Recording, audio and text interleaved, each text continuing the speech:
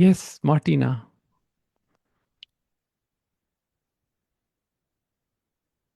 how are you today? I'm enjoyed today in this moment. And life is chaos. So I'm bringing two things to for everyone to share. One is a question and one is a report.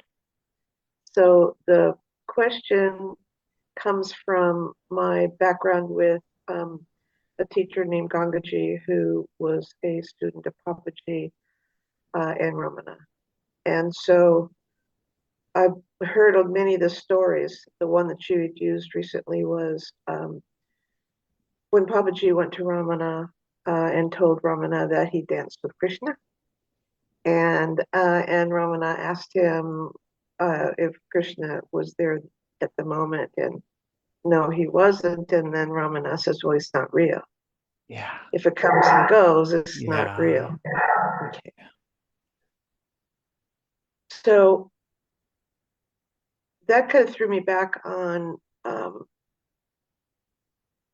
the idea of prayer and separation, and was something else you'd said earlier in another video.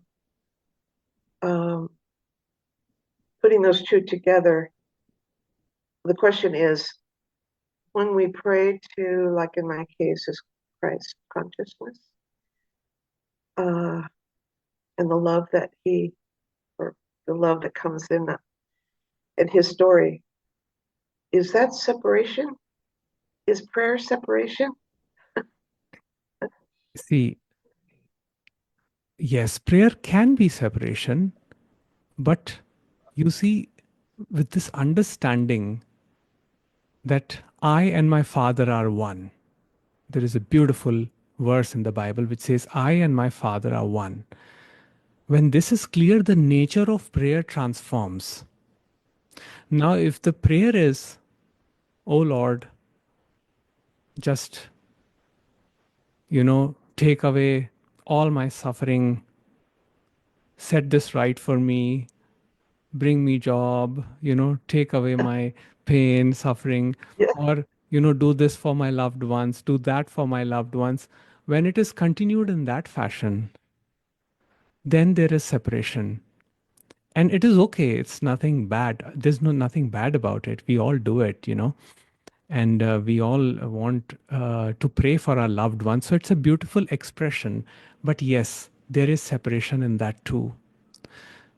But when it is understood that I and my Father are one, the I that shines within me is the God principle, then the nature of prayer transforms. And one simply puts oneself in front of the Lord, saying, okay, now I will use the words of a Christian mystic called Joel Goldsmith. And he says, I'm like a vessel and I put myself in front of the Lord. Now fill it with whatever you think is best. If you want to fill it with suffering, fill it with suffering. If you want to fill it with happiness, fill it with happiness. But when we demand happiness, or even when we say, take away the challenge based on personal ideas, then what we are doing, we are begging, we are negotiating. Oh, it's so common, pervasive here in India. People are willing to take pilgrimages to get a good job. They're like, give me the best job. And they are taking pilgrimages and they are putting themselves through a lot of pain and torture. I remember seeing a documentary somewhere where a lady would an elderly lady, probably must be 65, something like that.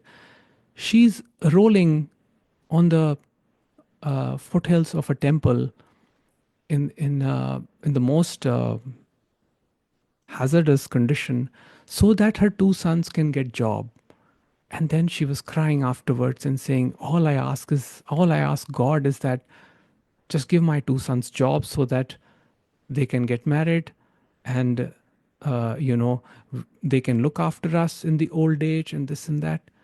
So my initial thought with that is, why is our love so conditional? Why is our love so conditional to God sometimes? And why do we hold, first we imagine a separate God, that itself is separation. And then with that separate God, we demand, you know, set this right, set that right. And then I will see you as God. So when this understanding comes about that I am not separate from the rest, the consciousness that powers me is the same consciousness that powers every being, then the nature of prayer changes. Give me what you think is good for me, and give others what you think is good for others. So, in that sense, even when others are suffering, we offer our compassion and presence, but we do not interfere. We do not interfere because we know that they are going through something that is also ordained by the universe for them. Doesn't mean we should not offer help. If there is a possibility for a help, we can offer, certainly. But then eventually, even despite our best efforts, if the suffering happens, then we have to accept that too. But yes, putting a demand is separation. So prayer should never be a demand. Okay, that's beautiful. Yeah. So perfect. And also, you were also answering another question that I didn't bring, but feeds into the report that I wanted to give, and a little feedback too, because it's one of those experiences where it's so subtle, it's in the mind, it's not in the mind, it's an awareness, it's in the mind. So speaking about it is a little bit difficult too. But your words about the suffering is perfect. That leads into been exhausted daily with the pain and suffering of my brother who's in the hospital. And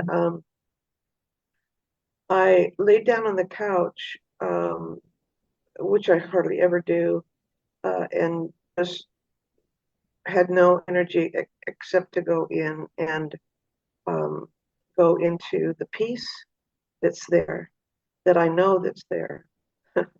if I'll just lay down and allow that to happen. And so as I was resting, I know the direction in. See, there's just the words are difficult. I know the direction in, or the direction is calling me. And as I settled in to that, I'm awareness was aware of the mind. Yeah. Suggesting that it was thinking and was in the way, and I need to come back to the present moment. That was a reality. But the mind was, you see, the odd sensation is the thoughts were redirecting me to a place where I know I am. Does that make any sense at all? The thoughts were redirecting you to a place which you would call away from the awareness, the peace of being. It would be more just a knowing of peace, would be the way that I would put it. What was fascinating to me was that there was also this, why do we need the mind to direct me to peace? Right? So was that mind, is that awareness, is that I know it was real, because then I would settle into peace, and then I would notice the mind rise up and redirect the awareness out to it. Okay. And then say this, okay. Yeah. I don't mind. think I can explain it any more than that, other than the real, I guess, gift in that Yeah, was that I didn't need the mind, yeah, or something didn't need the mind yeah. Mind was to. just doing its job, you know. It was just Okay. doing its job. So uh, let it do its job, but the awareness is now the substratum. So having tasted that, you can rest in it. And yes, it is not a permanent state that can be retained. You know, it cannot be retained because we need the mind. For example, Uh, right now you're talking to me, I'm talking to you, that is happening through the mind. So this, for this interaction to happen, the mind is necessary. But yes, all of this is being eliminated by the awareness. Without awareness, mind itself is nothing. So in fact, there is no mind. Mind is a notion, it's a conceptual thought. uh, I would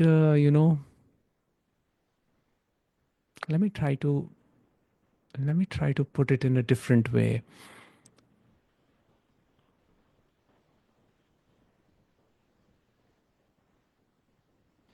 So, you know, when we were doing engineering, I was studying engineering, we were taught a concept of this radio waves, you know, how they are transmitted. So, there was one concept that a small wave, a signal, like say a song, if it has to be transmitted from one end to the other end, it has to be modulated onto a wave, right? Something heavy that can carry it from one end to the other end. So, you know, they had the fancy names like AM, FM, you know, all these things. okay. Right. The job of that was just to modulate the signal from one end to the other end. That's it. So it picked up the signal from one end, carried it, and then dropped it onto the other end. And the communication was possible. So this vessel is the sense of Yes. separateness is like that that modulating wave, which is helping this interaction, which we call as the mind. But ultimately, it's the same consciousness that is talking here and the same consciousness that is listening here. It's a game that one is pretending to be played by two. So, Well, I'm sure glad that I found you to play. Thank you so much.